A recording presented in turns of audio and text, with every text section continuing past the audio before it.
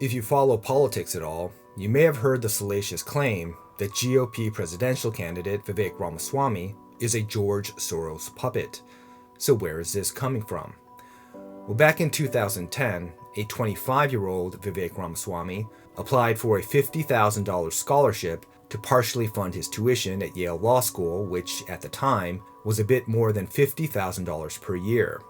That scholarship, which he was awarded in 2011, was from the Paul and Daisy Soros Fellowships for New Americans.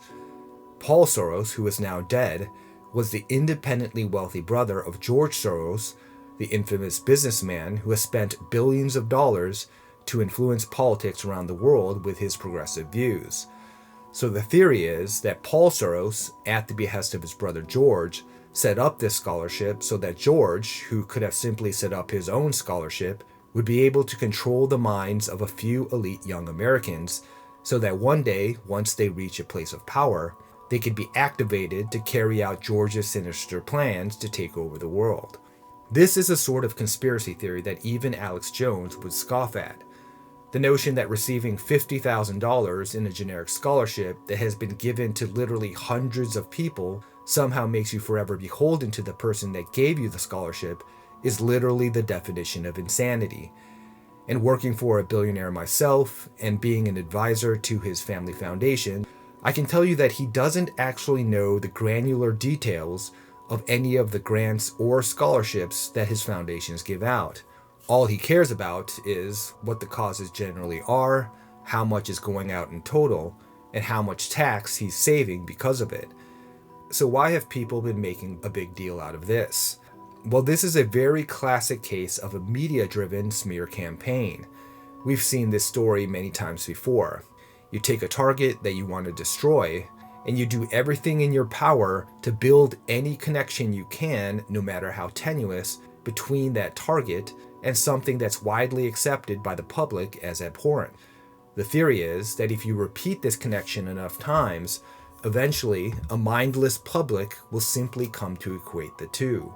However, since this sort of trick only works on the most obtuse, the media has now shifted their narrative on the story from the idea that a near billionaire is somehow controlled by George Soros because of a $50,000 scholarship given by his brother's foundation 12 years ago, to the idea that Vivek is an evil monster for accepting the scholarship despite not being poor.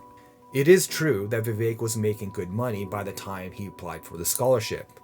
In 2009, his tax return shows that he made nearly $650,000 in gross income, and then in 2010, when he would have applied for the scholarship, he made nearly $500,000.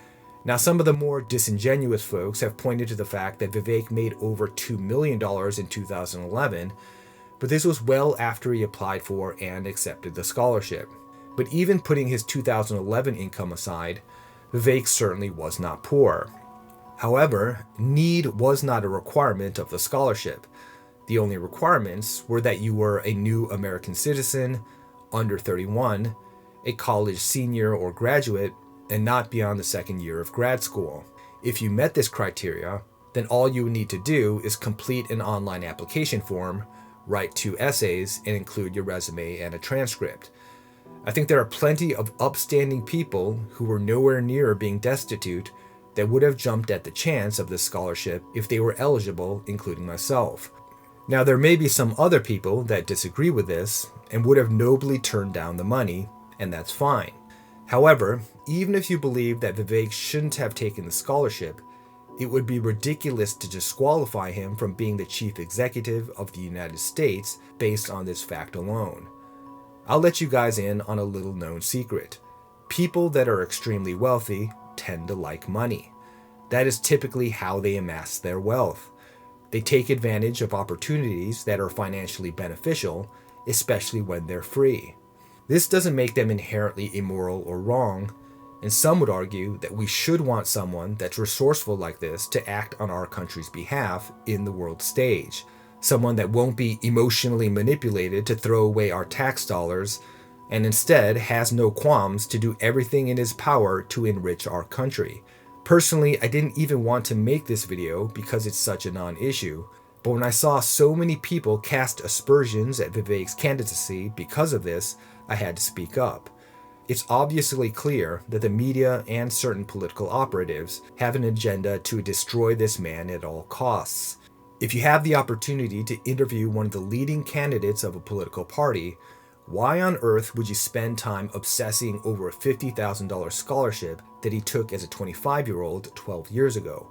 Aren't there some more pressing issues that the potential president should be vetted on, like his views on the economy, the border, crime, or Ukraine?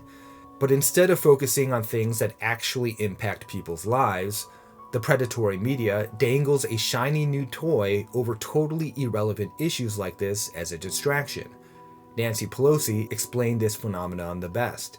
We call it the wrap-up smear. If you want to talk politics, you call it the wrap-up smear. You smear somebody with falsehoods and all the rest, and then you merchandise it.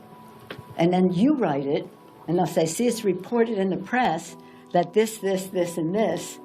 So they have that validation that the press reported the smear, and then it's called the wrap-up smear. Now I'm going to merchandise the press's report on the smear that we made. And it's a tactic.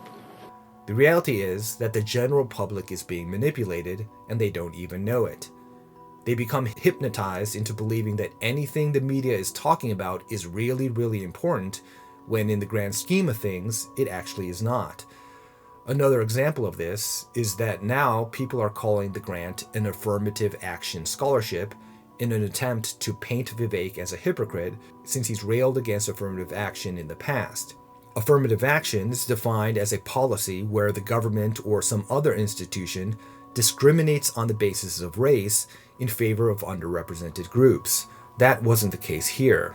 This would have only been a case of affirmative action if the scholarship, by its terms, was open to all races, but in practice, the administrators deliberately favored certain races at the expense of others. But creating a private scholarship where only the children of immigrants are eligible is no more of a case of affirmative action than a private charity that's given only to women or to inner city kids of color, which is something that no one is against. Now, that all being said, the only misstep I would say that Vivek made on this issue was that he tried to downplay his financial condition at the time he applied for the award. I understand why he did this, because there's a large swath of the population that irrationally has a deep distrust and even hatred for wealthy people, but I think he would have been better off if he wasn't apologetic about taking the scholarship, in the same way that he hasn't been apologetic about speaking the truth during his campaign, even when it might be offensive.